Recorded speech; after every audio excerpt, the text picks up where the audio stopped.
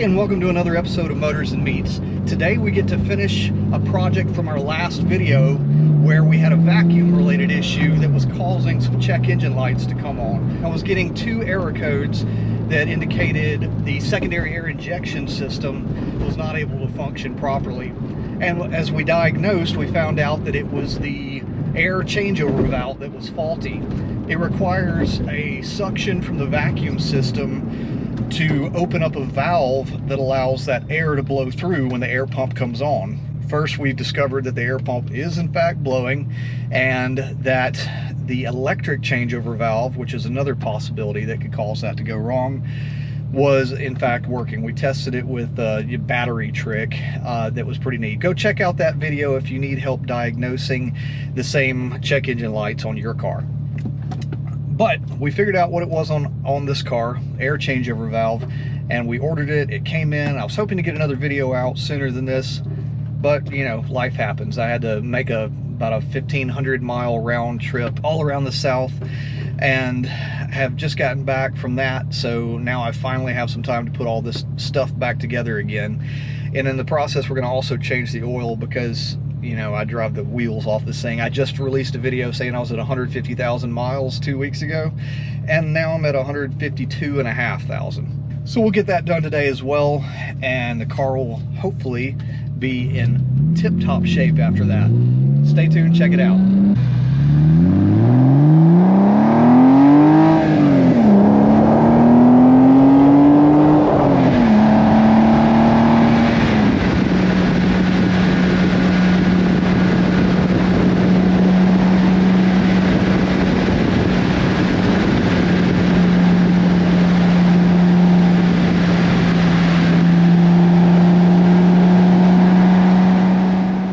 So on a positive note, one thing that I've noticed since I did my diagnosis and took everything apart and put everything back together again, I have not had any high idle, which I was definitely experiencing before. Whenever the check engine light would come on, it would rev up to about 1,500 when I had the air conditioner on, and with the air conditioner off, it would rev to right at about 1,000 while I was trying to idle. And I know that's not right. It should be around 650 with air off and around 850 with the air on. So for the past 1,500 miles now, I've not had that issue. Not sure if I inadvertently fixed something, or if maybe I had a multi-level issue where maybe I had a vacuum line that wasn't fully attached.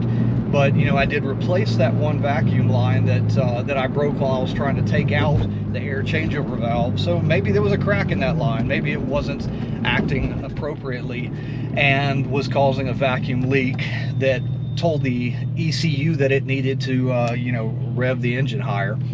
Either way, you know, happy about that. Sitting here idling perfectly now.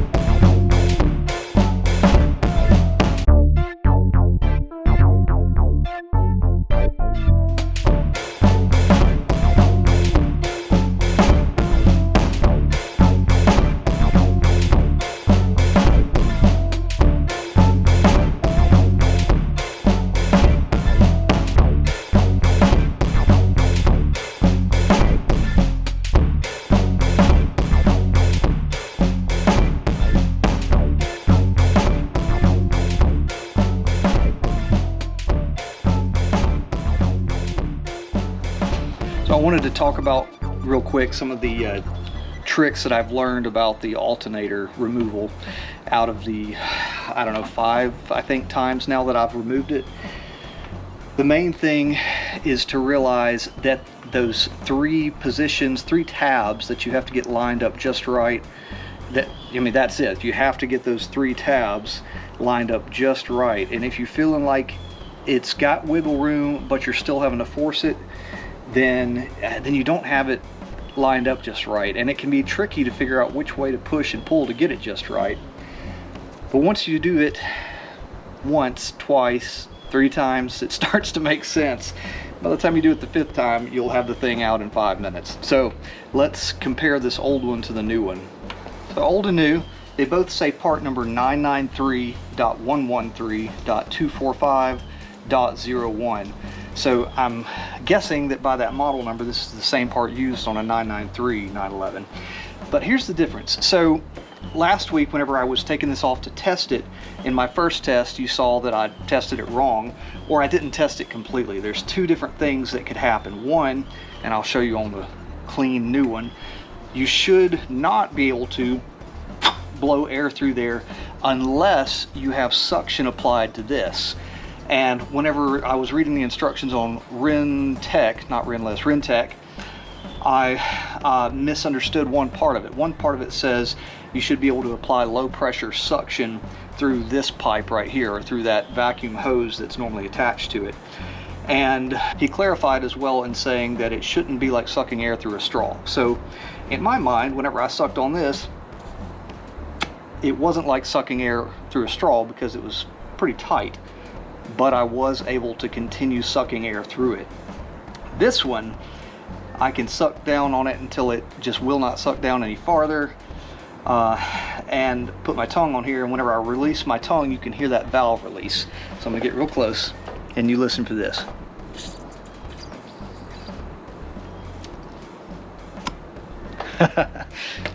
So this one is working. This one's brand new. This one will allow that air suction from the vacuum system to pull the valve open and let that air flow through here. This one will not.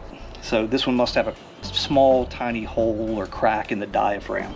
So let's get this one back in, button everything back up, reset the codes, and wait, I guess, because it doesn't come on right away. But anyway, well, I'll give you an update later, but that should do the trick. One other quick thing that I wanted to show you on the air check valve, you have an arrow right here that points in the direction that the air blows. So the fan is going to be attached to this end, blowing through that way. That way you don't have it backwards.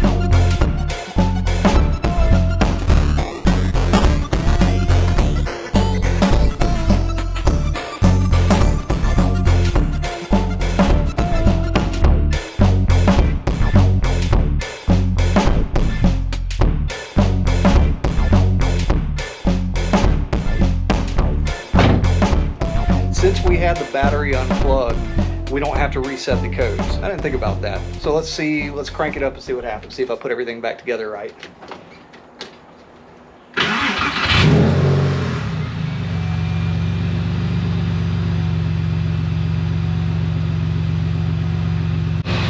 So like I said earlier, I'm due for an oil change. So I'm gonna go ahead and knock that out today, and then we'll take it for a test ride and see if we can't force that check engine light to come back on.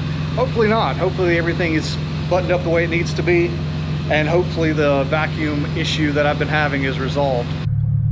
All right, this is the point where usually I'm sitting at 180 degrees for the first time at a traffic light, and usually the secondary air pump comes on again for just a couple of seconds, shuts off, and then the check engine light comes on. So now I guess we just wait and see. It didn't happen on the first red light. Let's see if it happens on this one. Nothing. So 5 red lights now, and no check engine light. So I'm going to assume that I fixed the problem, and I'm going to give it a little bit of time here, and then after a week I'm going to update in the comments and let you know whether or not it's fixed for real. Hey, thanks for watching. If you're not subscribed already, please hit that button, hit the bell, make sure you don't miss anything. I'd love to hear your feedback on the video, and anything that you'd like to see in the future, hit me up. Thanks so much.